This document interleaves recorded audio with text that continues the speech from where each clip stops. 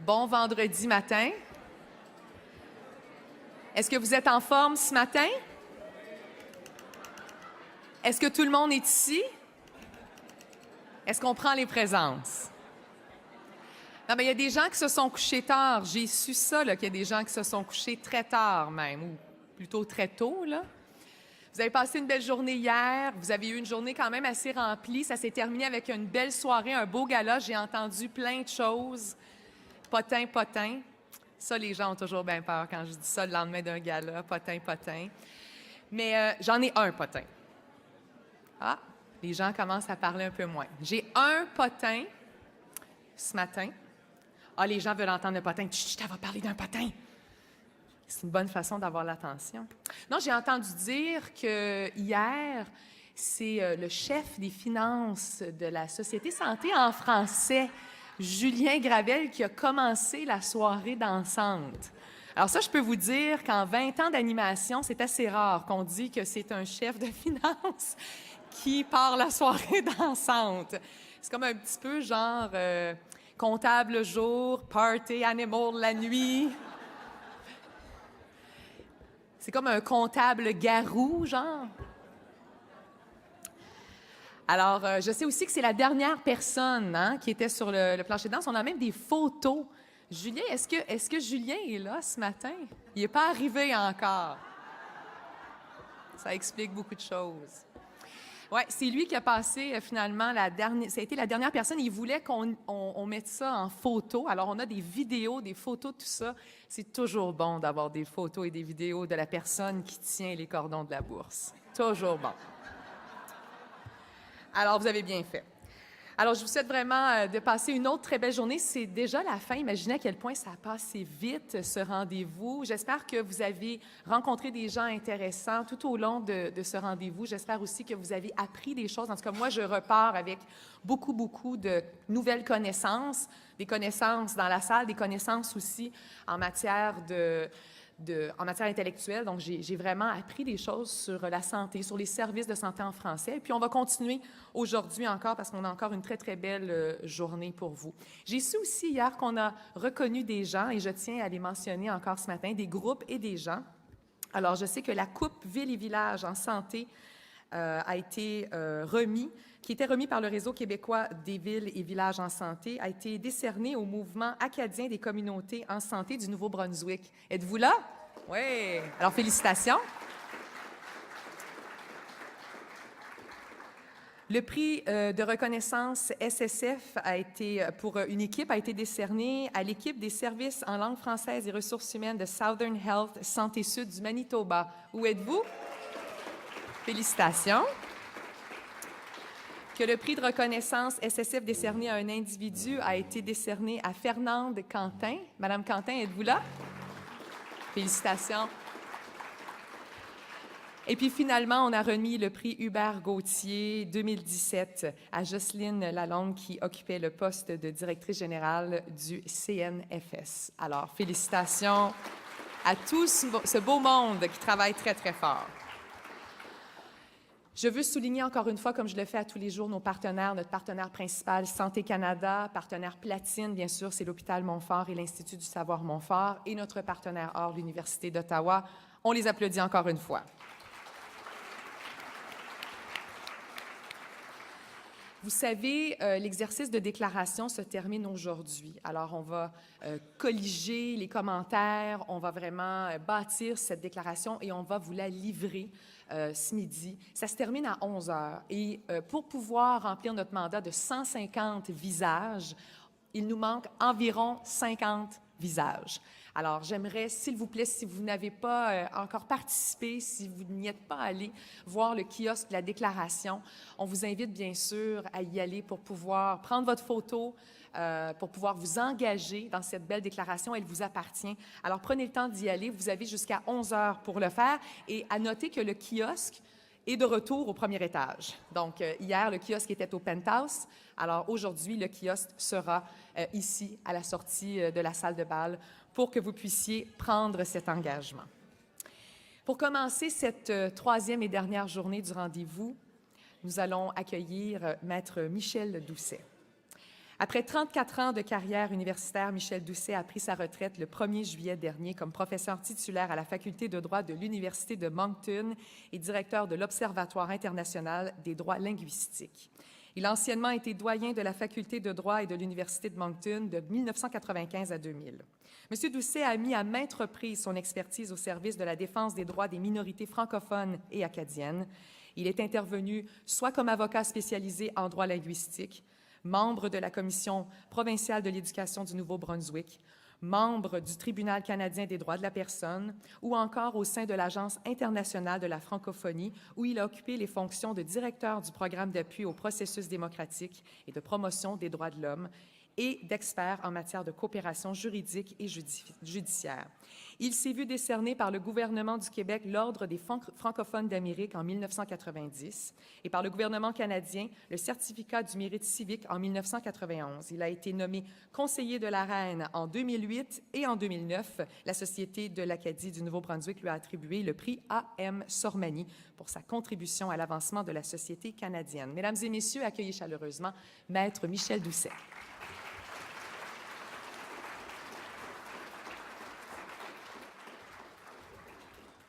Merci. Je tiens à remercier les organisateurs de cet événement de m'avoir invité à vous parler. Je me sens honoré certainement de venir vous parler aujourd'hui de la santé, des droits linguistiques et également de l'engagement communautaire. Vous êtes un peu pris en otage ce matin. On vous a dit que pour avoir le déjeuner, il fallait que vous restiez ici. Donc, je m'en excuse. Ce n'est pas moi qui ai demandé de vous tenir en otage. J'ai l'habitude, lorsque je parle des droits linguistiques, surtout de parler des droits linguistiques en matière d'éducation.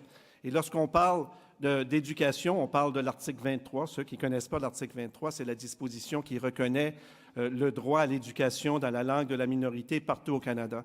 Et parler d'éducation au niveau canadien, c'est assez simple. On a l'article 23. On a également un code qui a été assez bien défini et bien établi par la jurisprudence.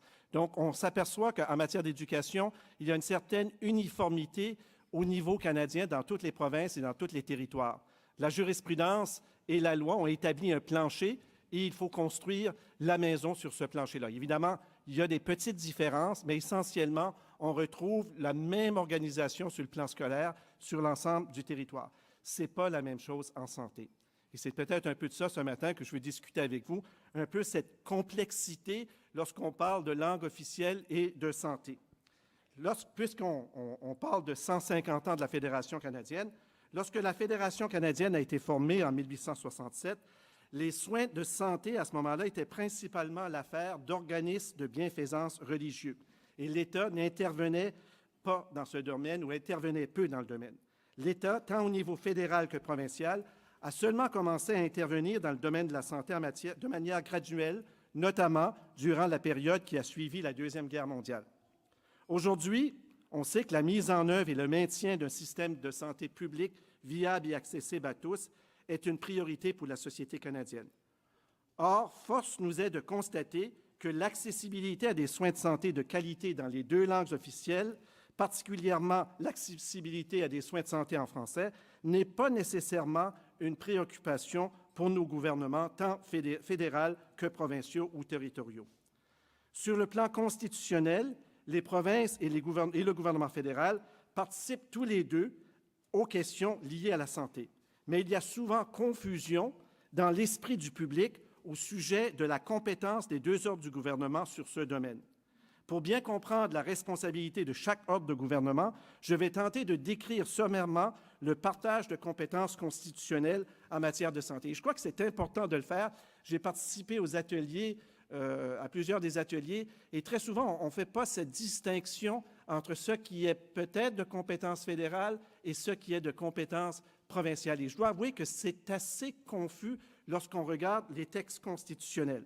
Donc, comme je l'ai indiqué tout à l'heure, si vous regardez la loi constitutionnelle de 1867, rien dans cette loi-là n'inclut explicitement la santé. D'ailleurs, rien dans la loi constitutionnelle de 1867 n'inclut explicitement la langue également. La langue n'est pas un domaine de compétence qui a été reconnu en 1867 et la santé également n'était pas un domaine à ce moment-là qu'on a explicitement reconnu dans le texte constitutionnel et attribué à un ordre de gouvernement. Il est vrai qu'il y a deux dispositions dans la loi constitutionnelle, l'article paragraphe 11, qui confère au gouvernement fédéral la compétence sur la quarantaine et l'établissement et le maintien des hôpitaux de marine. Évidemment, ça ne nous intéresse pas beaucoup, ça n'a pas beaucoup d'intérêt pour nous. Et par contre, il y a au niveau provincial une disposition, l'article 92.7, qui confère aux provinces la responsabilité pour l'établissement, l'entretien et l'administration des hôpitaux, asiles, institutions et hospices de charité dans la province, autres que les hôpitaux de marine, et qui est beaucoup plus pertinent pour nous, puis j'y reviendrai tout à l'heure. On peut donc conclure qu'à l'exception du fonctionnement des hôpitaux, la responsabilité constitutionnelle pour la santé et les soins de santé au Canada repose sur des sources de compétences constitutionnelles plus indirectes. Par exemple, l'intervention du gouvernement fédéral dans le domaine de la santé tire son origine de trois sources de compétences constitutionnelles distinctes. La première, c'est le droit criminel, qui a peu d'intérêt pour nous. C'est tout simplement que le fédéral peut adopter des lois pour rendre illégale l'utilisation de certaines substances. Il y a également un pouvoir plus général, celui de pouvoir de faire des lois pour la paix, l'ordre et le bon gouvernement du Canada. Et là, il faut démontrer que la question est une question d'intérêt national, mais je dois vous dire que je ne pense pas que les langues officielles rencontreraient le critère établi par la Cour suprême pour déterminer une question comme étant une question d'intérêt national. Celui qui est plus intéressant pour nous et plus pertinent pour nous au niveau de la compétence fédérale, c'est le pouvoir de dépenser qui est reconnu au gouvernement fédéral. Puis je n'irai pas dans les détails pour vous expliquer d'où vient le pouvoir de dépenser, mais je vais regarder, ça permet au fédéral d'intervenir dans des domaines qui ne sont pas directement de sa compétence par l'exercice de son pouvoir de pouvoir dépenser les deniers publics. Donc, le gouvernement fédéral a joué un rôle clé dans la mise en œuvre d'un plan de santé publique national par l'usage de son pouvoir de dépenser, parce qu'il n'a pas de pouvoir d'intervenir dans la prestation des soins de santé, mais il l'a fait par son pouvoir de dépenser. Bien que les provinces soient responsables pour la prestation directe de la plupart des services de santé, le gouvernement fédéral va utiliser son pouvoir de dépenser pour jouer un rôle important dans ce domaine. Par exemple, dans l'exercice de son pouvoir de dépenser, en versant des contributions financières aux provinces en matière de santé, il en profite pour fixer certaines normes nationales par l'intermédiaire de la loi canadienne sur la santé. D'ailleurs, je suis sûr qu'Aurel sait très bien ça. Si je demanderais à quelqu'un de me donner le titre long de la loi canadienne sur la santé, vous verriez très bien que cette loi-là, son objectif n'est pas nécessairement la santé, mais la dépense des fonds publics. Et son titre complet, c'est « La loi concernant les contributions pécuniaires du Canada ainsi que des principes et conditions applicables aux services de santé assurés et aux services complémentaires de santé ». On voit très bien que le titre long vise l'utilisation des données publiques. Et d'ailleurs, si vous allez à l'article 4 de la loi sur la santé, qui donne l'objectif de cette loi-là, on nous dit que l'objectif de la présente loi a pour raison d'être d'établir les conditions d'octroi et de versement d'une pleine contribution pécuniaire pour les services de santé assurés et les services complémentaires de santé fournis en vertu de la loi d'une province. Donc, la loi canadienne sur la santé vise à régir le financement fédéral des soins de santé. Les normes nationales que définit la loi établissent les conditions auxquelles les provinces doivent adhérer si elles veulent continuer de recevoir l'argent du gouvernement fédéral, mais ce qui est important de se rappeler, rien ne les oblige à le faire. Les provinces ne sont pas obligées de se soumettre à ces normes nationales-là. La conséquence, c'est qu'ils ne recevront pas les contributions du fédéral, mais ils n'ont pas à suivre ces obligations. Ceci étant dit, rien n'empêcherait le gouvernement fédéral, dans l'exercice de son pouvoir inhérent de dépenser, d'imposer aux provinces des obligations linguistiques dans le domaine de la prestation des services de santé en retour d'une subvention conditionnelle pour le faire. Cependant, en agissant ainsi, le fédéral ne pourrait pas forcer une province à offrir le service, car l'engagement provincial est purement volontaire. Donc, si les provinces ne veulent pas y adhérer, il n'y a rien que le fédéral peut faire autre que de ne pas leur verser les sommes qui leur sont dues.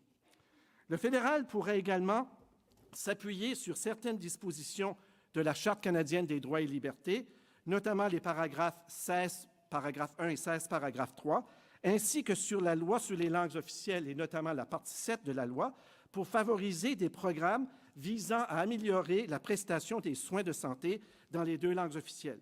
D'ailleurs, en mars 2013, et vous le savez très bien, le gouvernement fédéral avait lancé sa feuille de route pour les langues officielles au Canada, et dans le cadre de cette feuille de route, Santé Canada avait reçu des fonds afin que le programme de contribution pour les langues officielles à santé adopte une stratégie à l'intention des communautés de langues officielles en situation minoritaire.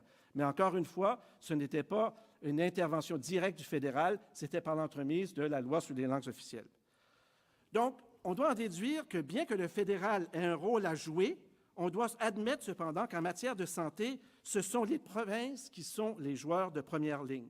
Et l'exercice de la compétence provinciale dans ce domaine comprend de multiples facettes dont les divers aspects sont également énumérés dans la loi constitutionnelle de 1867.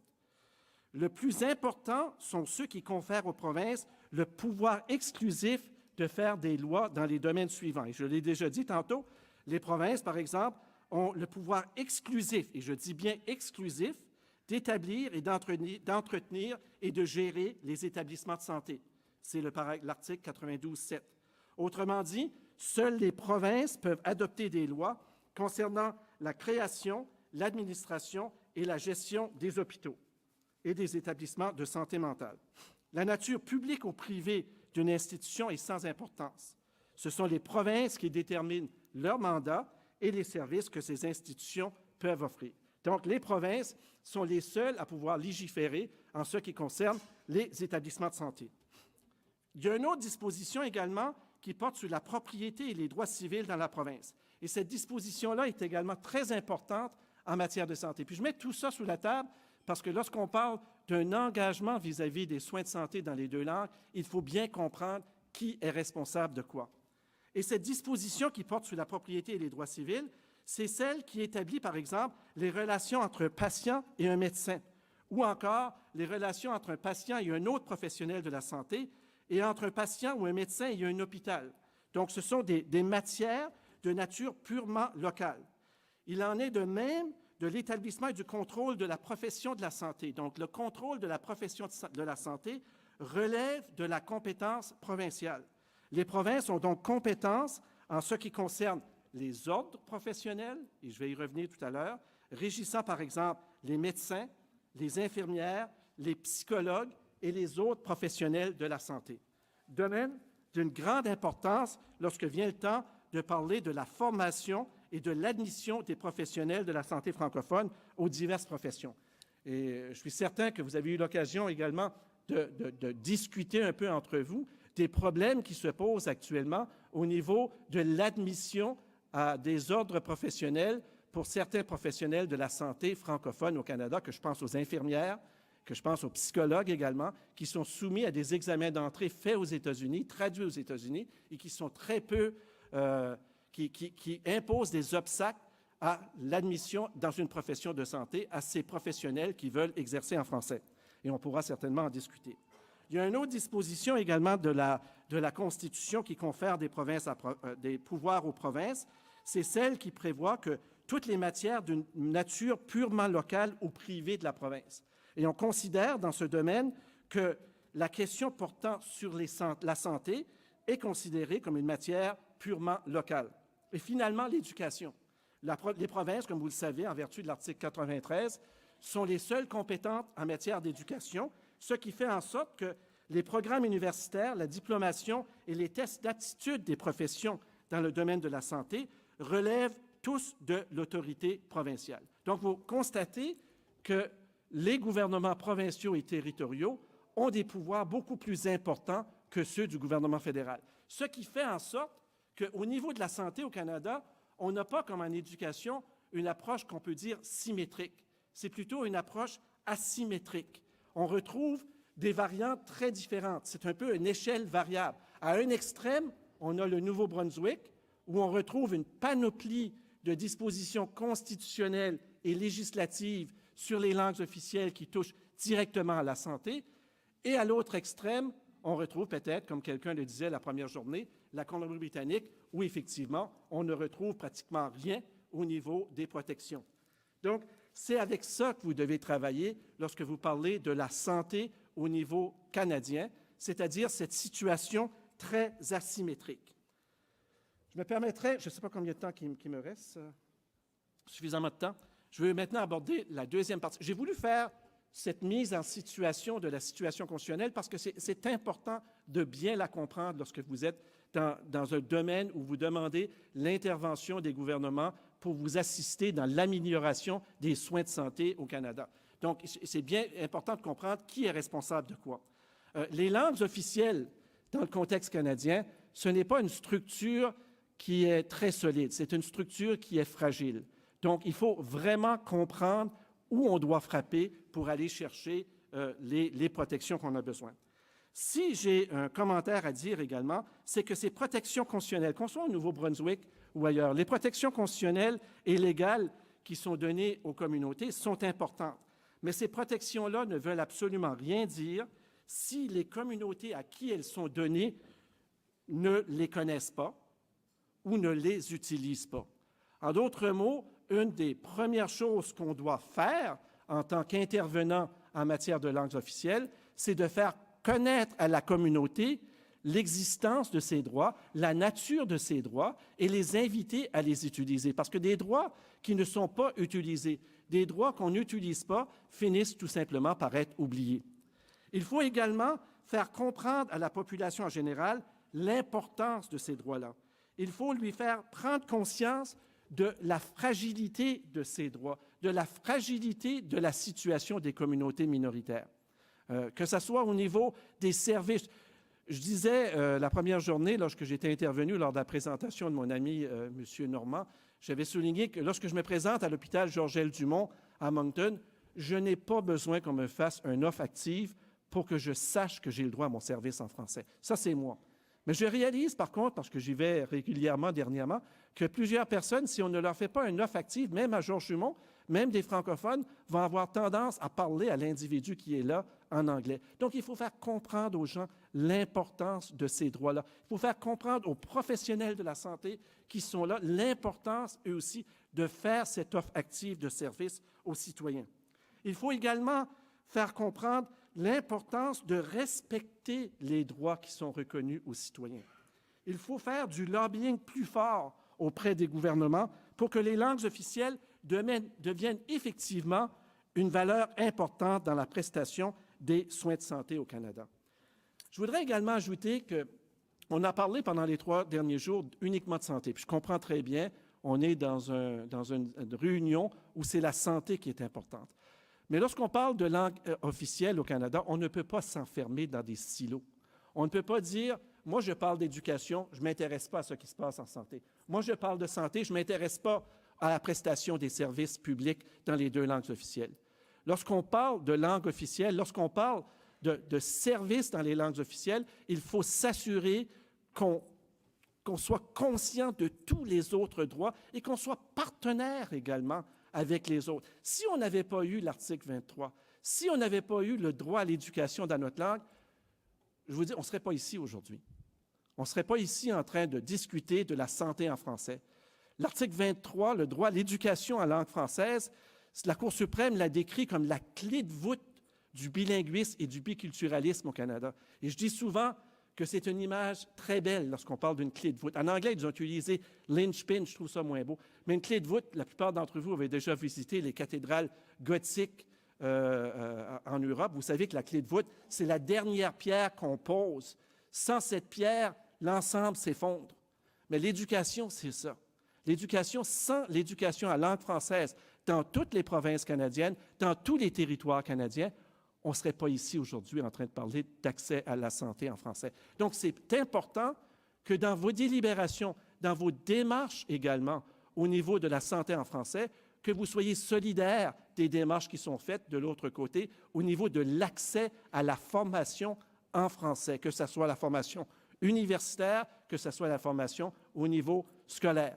Et lorsqu'on parle également d'avoir des services en langue française dans les hôpitaux, lorsqu'on parle d'offres actives, ça également, il faut reconnaître que si, au niveau gouvernemental, on ne prend pas conscience de l'importance de l'offre active et des services dans les 2 langues, évidemment, on n'aura pas de service en français dans les hôpitaux. Donc, c'est pour ça également qu'il faut que dans ces démarches-là, qu'on soit solidaire avec les autres groupes, les autres associations qui revendiquent également le droit à des services en français.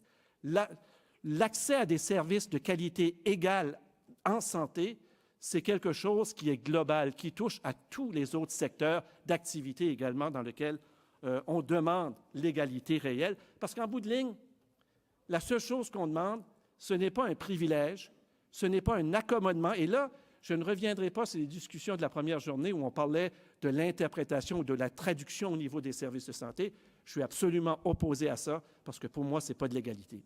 C'est de l'accommodement. Et l'accommodement, ce n'est pas ça qu'on cherche lorsqu'on parle dans le contexte canadien de langues officielles. Et je crois que également un service, et je suis impliqué dans un dossier au Nouveau-Brunswick avec Ambulance Nouveau-Brunswick, où on nous dit qu'on peut avoir un service de traduction pour quelqu'un qui est dans une situation traumatique. Je m'excuse, ce n'est pas un service de qualité égale. C'est un accommodement qui est totalement inacceptable dans un contexte de droit linguistique.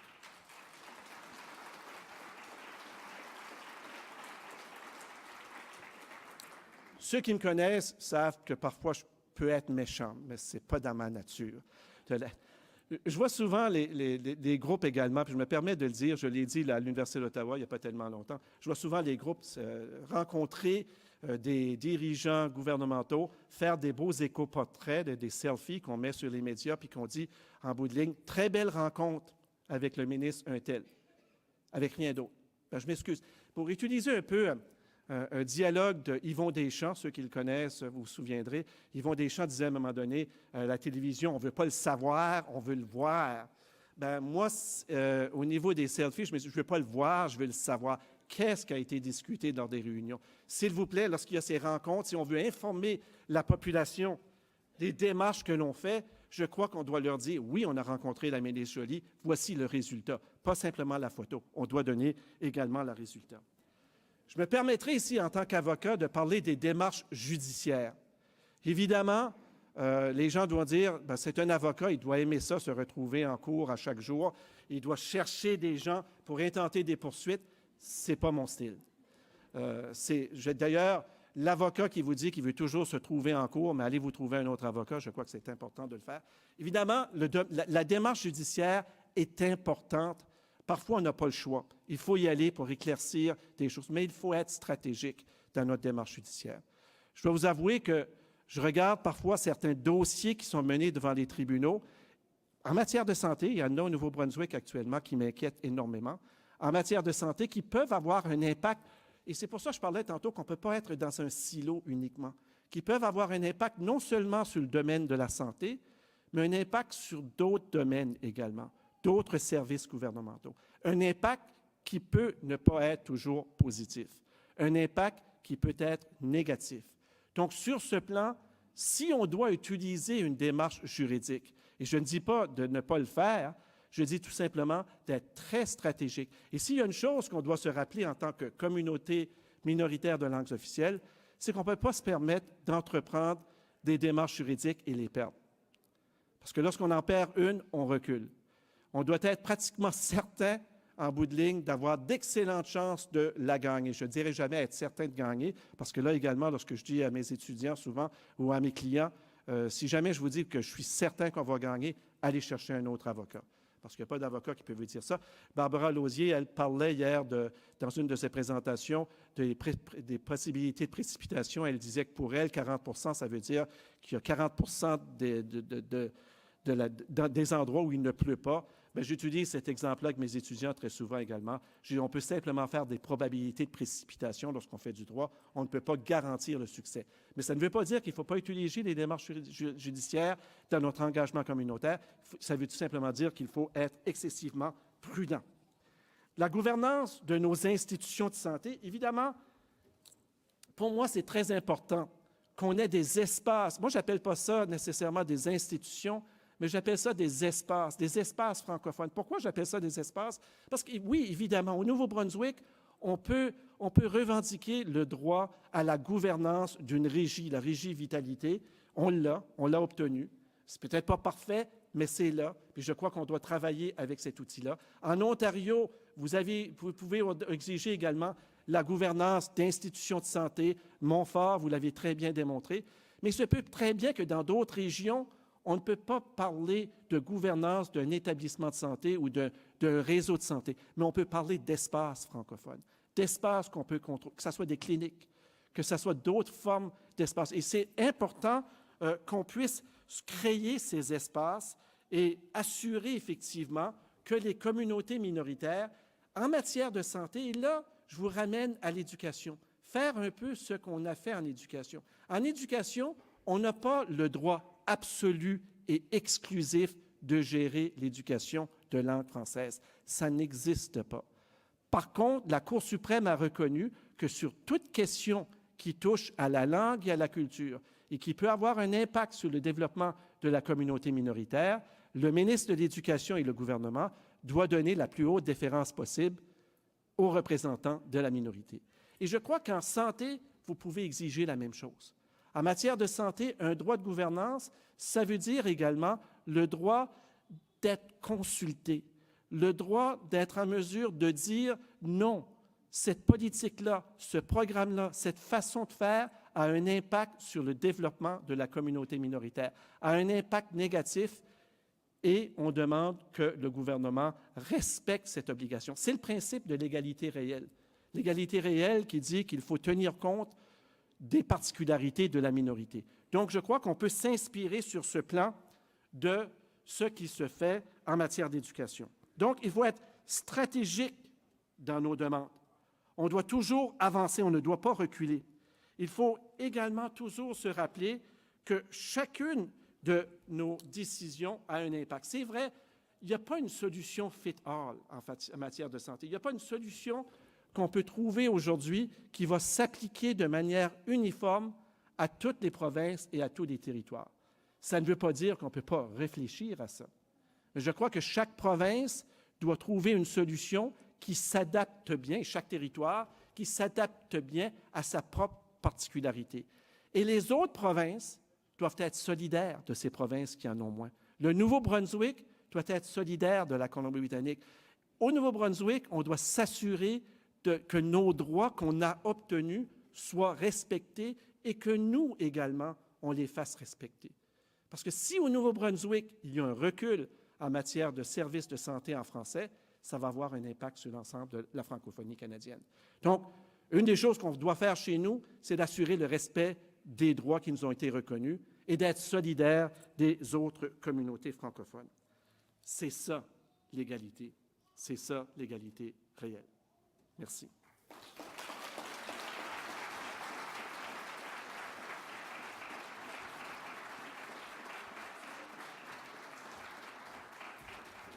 Merci beaucoup, Maître Doucet. Alors, j'imagine qu'il y a des gens ici qui veulent la clé de la voûte. Hein? Moi, c'est ce que je retiens. L'article 23 en éducation, ce serait le fun de voir ce même genre de loi ou d'article s'appliquer en santé, mais je sens qu'il y a des gens qui vont travailler très, très fort. On a parlé de lobbying, on a parlé d'insister sur des choses. Alors, très inspirant discours, Maître Doucet. Merci beaucoup.